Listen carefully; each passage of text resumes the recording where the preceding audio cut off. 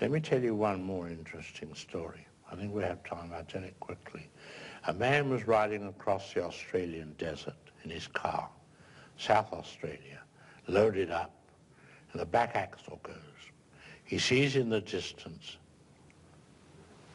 an oasis, and there he trudges and finds it beautifully kept, rings the bell, man answers the door, explains his predicament, said, "Will you come in, sir?" And the man, the owner of the house comes in, and he explains his problem. He said, well, the owner of the house, a very dapper, well-dressed man, sort of like Clifton Webb used to be years ago. And he said, well, the only thing is the nearest place is 100 miles back from where you've come. He said, if you care to stay here for a night or two, I'll have my man take your car back there and get it repaired. He said, well, that's a wonderful idea. Thank you very much.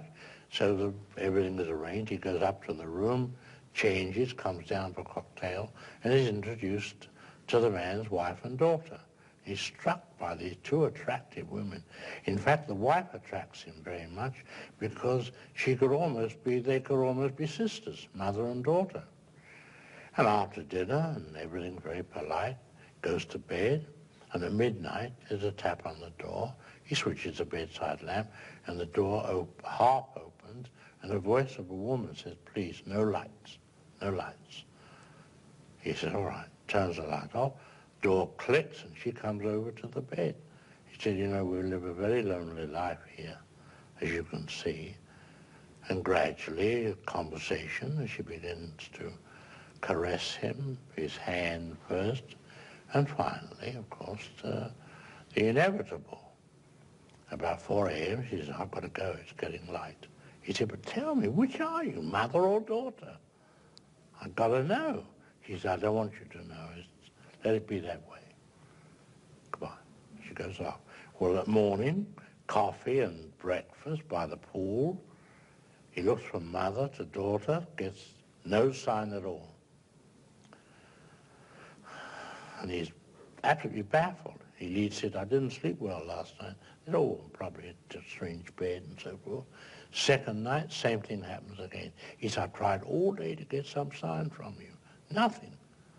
She said, I'm not going to give you any sign. No. Same thing in bed, 4 a.m., she goes. Having a wonderful night together.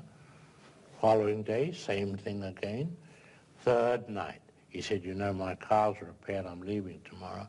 Why don't you come to Melbourne? Meet me there. So she said, no, no, no. Let this be our last night. She's now, he feels the tears, and embrace and so forth.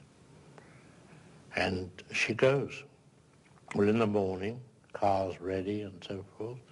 He looks at mother and looks at daughter, shakes each one by the hand and presses it hard.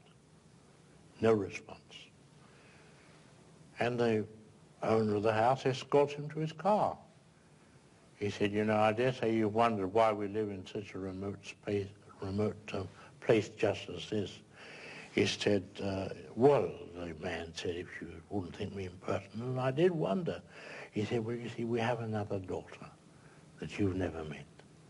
And she's the reason why we live here, because, you see, she's a leper. We will continue after this announcement. Wow. And sharing with us some stories not only about films, but about how he feels and what he is afraid of. I trust you have some word of reassurance. Just that leprosy, I want to assure you, is not contagious, although I think leprosy would be a nice name for a girl. Have a great day from all of us on the late shift in California.